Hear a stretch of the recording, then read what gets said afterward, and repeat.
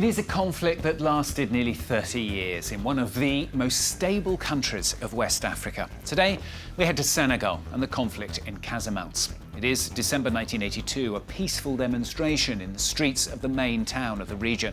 The protesters are angry at what they see as the abandonment of the area by those they call the northerners of the capital, Dakar. They called for independence, supported by the MFDC, the Movement of Democratic Forces of Casamance. The demonstration, though, violently repressed by the central government's forces of order. From that moment on, for well over 30 years, and despite various ceasefires and peace agreements, fighting has sporadically broken out between the Senegalese army and the Casamance rebels. It is a conflict that has displaced tens of thousands of people, many refugees fleeing to neighbouring countries. In 2012, the election of Macky Sall as president brought the prospect of peace and hope. He made the issue one of the promises of his campaign. Très chère population de la Casamance, je suis heureux, à plus d'un titre, d'être de nouveau parmi vous.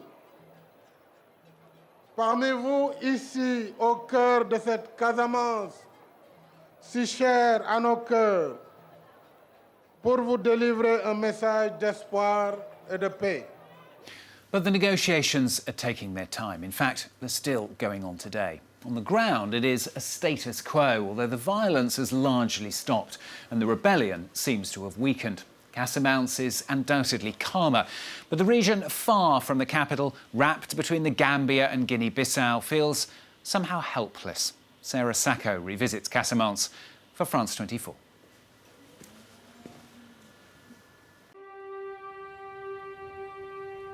Flanked by forests on both its northern border with the Gambia and Guinea-Bissau in the south, it's said to be the most fertile and beautiful part of the country. But for a long time, Casamance was also the most chaotic. As Kamouge Diatta knows all too well. Today, he values his anonymity when he visits the market in Ziguinchor. He's a former rebel leader of the MFDC, the independence movement of Casamance. But that was in another life. So we finished at the market. Now I'm going straight to Tobor, straight to my project. En direction Sankier. Voilà, merci. The village of Tobor is located on the outskirts of Ziguinchor. Kamouge's come here to check up on his future poultry farm. Life after the rebellion, he says, hasn't been easy. I asked a Swiss association called Esperanza Casamance to lend me a little money so I could invest and regain my independence. Arrested in the Gambia in 2005, the former fighter was handed over to the Senegalese authorities and released a few months later. He's never wanted to return to the rebel movement. I regret it. I regret the fact that for the last 25 years, if I had gone and gotten training somewhere, I wouldn't be here today.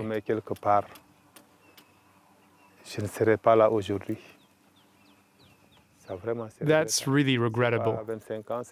25 years is not a day, it's not 2 days, it's too much.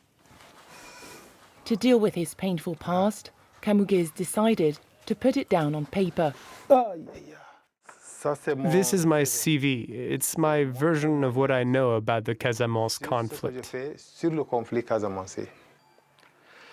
I would like to share with you today my share of truth in this Casamance conflict. For him, like many other young people at the time, it all started after a violent police raid at his home. The incident pushed him to join the rebellion. At the time, the people of Casamance were really bruised, ignored, as if they weren't Senegalese in their own right. And even till today it shows, and that's not so good. Abdou, his cousin, is 15 years younger than him. Certainly, they lived through an experience we never went through. Things were already underway for us. You see, that's why I can't have the same feelings as him, that's why. Do you feel fully Senegalese? Yeah, I feel fully Senegalese. Today, the Casamance conflict is water under the bridge. And the MFDC's fight for independence no longer rallies supporters the way it once did. After more than 3 decades of conflict, the region finally seems to be breathing a sigh of relief. No major incidents have occurred in recent years. And yet, the rebels haven't surrendered. MFDC fighters are still present at the border with the Gambia in the north and Guinea-Bissau in the south. With the collapse of the rebels, the movement appears weakened and divided. At least 4 distinct factions exist. For some, they're rivals. Experts say they number just a few hundred men. We were able to meet with one of the factions after travelling several hours in the bush. I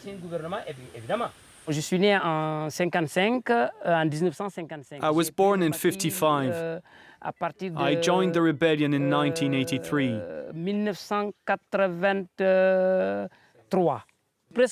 Almost all my life. And today I'm not even married, because I had sworn to my people that I would marry when I finished my mission. And my mission is to free my people. Salif Sadio is one of the key figures of the Casamance rebellion. He holds the North Front, somewhere on the border of Gambia. His discourse hasn't changed since 1983.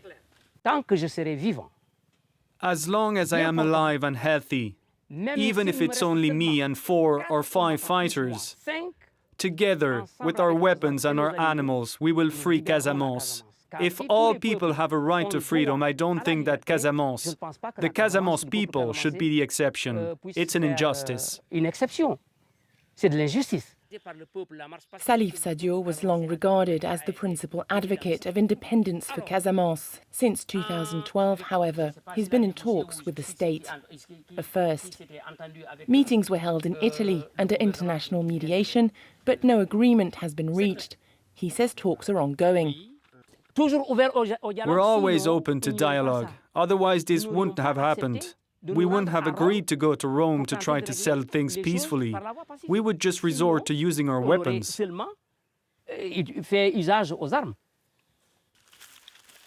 Will the rebels return to their villages one day? In spite of the lull, this neither peace nor war, as the people of Casamance call it, seems to remain a sensitive subject. Neither the military nor the government responded to our requests for interviews. To find out more, we met a specialist. Hello and welcome to Peace Crossroads, your weekly Sunday show on Zig FM on 100.8. On air is Ibrahima Gassama, an investigative journalist. He runs one of Ziguinchor's main privately owned radio stations, Zig FM. In 2007, he conducted the first interview with rebel leader Salif Sadio. At the time, the subject was completely taboo. I was accused of posing a threat to state security. The trial took place a few days later in Dakar. The court dismissed it. Ibrahima now follows the conflict more calmly, and according to him, the current situation could drag on. No one's listening to each other, and I think that's what's delaying the negotiations. Because what are we going to negotiate? What are we going to discuss? The MFDC says independence or nothing. The state says everything but independence. The lull is in the state's favor because there are no robberies. The population is not too worried. So everybody seems to be satisfied with this situation. But I don't think there are just these two parties involved. There are also those who live off this conflict, and one writer called it peace entrepreneurs who don't want real peace in Casamance, which would be synonymous with poverty for them. So there are many things in this situation that are convenient for everyone.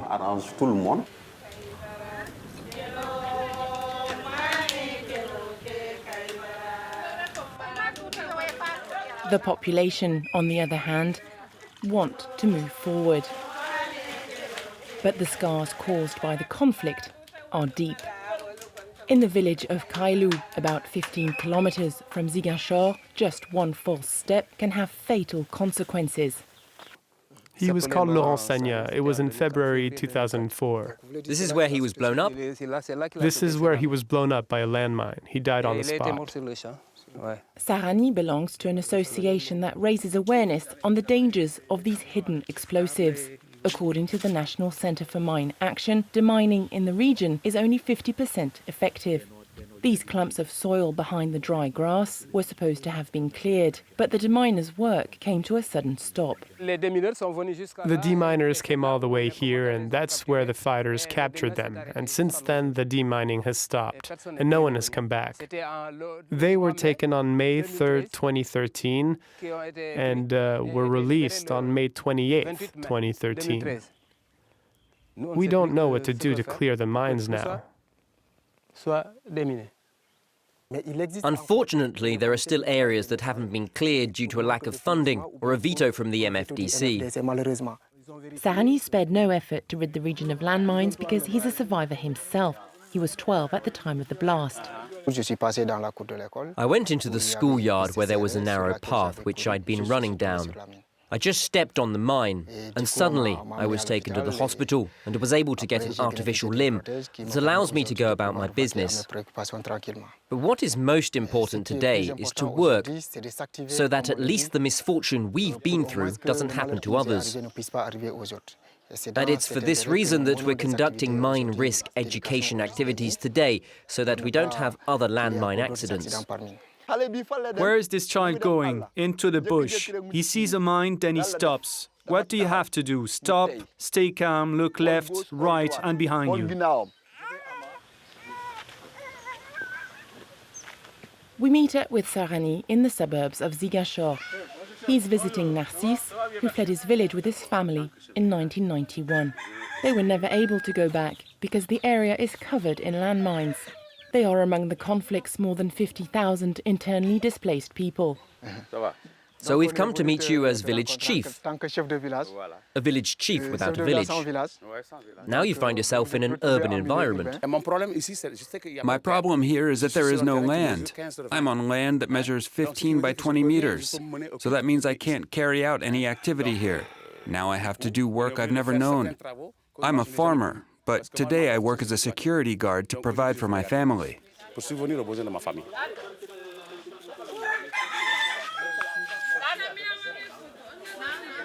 The other major victim of the crisis is the economy. The main industries, agriculture and tourism, have been paralysed by the conflict.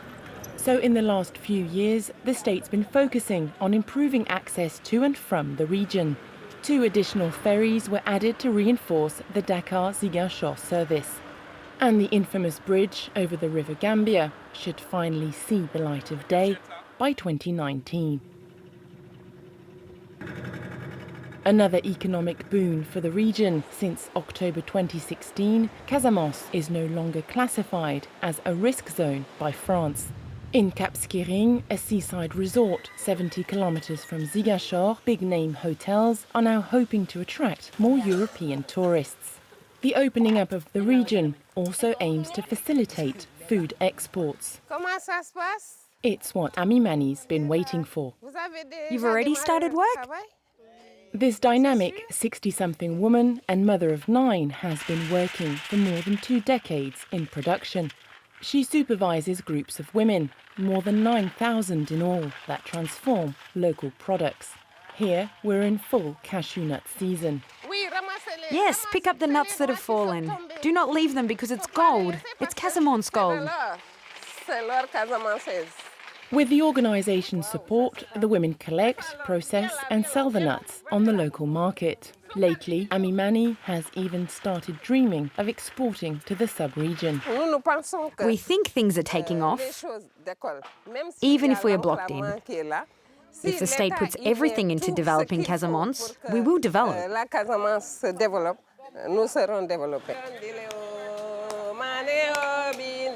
At the association's headquarters, where they dissect the nuts, the work is always exhausting, but their spirits are high.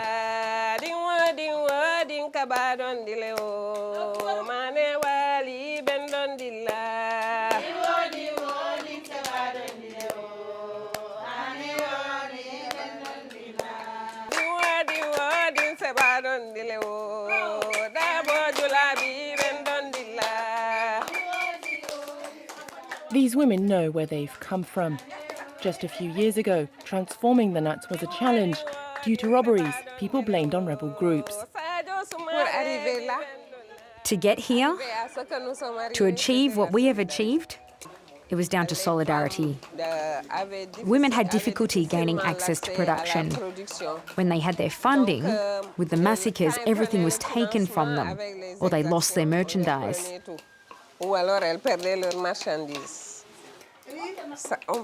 It will soon be forgotten. It will be part of history, and we'll tell the stories to our grandchildren. I'm sure. I think so, yes. Will this 35-year-old conflict soon be forgotten by the new generation? Will the fall of Gambian dictator Yahya Jammeh, supporter of the rebellion, change the outcome? In any case, Banjul is determined to strengthen border control and to cooperate to put an end to trafficking, starting with the trafficking of timber that has plagued the conflict from the sidelines. A new era for Casamance could be in the making. Sarah Tucker revisiting Casamance for France 24. Well, that's all from this week's edition. Don't forget, of course, you can catch it again and all the previous editions as well on our website at france24.com. More news coming up very shortly. Do stay with us.